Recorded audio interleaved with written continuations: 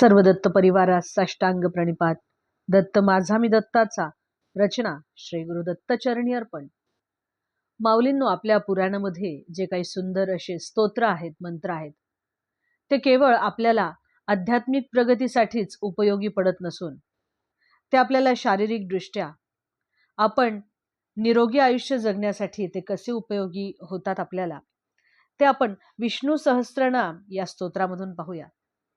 तर विष्णू सहस्त्रनाम जे आपण रोजच्या जीवनात उपयोगी येणारे हे जे स्तोत्र आहे, यामध्ये काही मंत्र असे दडलेले आहेत की ते जर आपण रोजच्या रोज आपल्या जीवनात म्हटले तर आपल्याला त्याचा किती उपयोग होतो ते आपण पाहूया.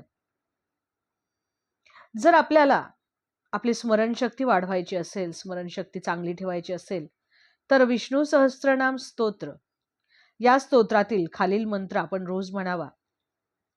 महाबुद्धिर्महावीर्यो महाशक्तिर्महाद्युतिः अनिर्देशवपुः श्रीमान् अमेयात्मा महादृधृक्. अवधूत चिंतन श्री गुरुदेव दत्त. दिगंबरा दिगंबरा श्रीपादवल्लभ दिगंबरा. श्री स्वामी समर्थ.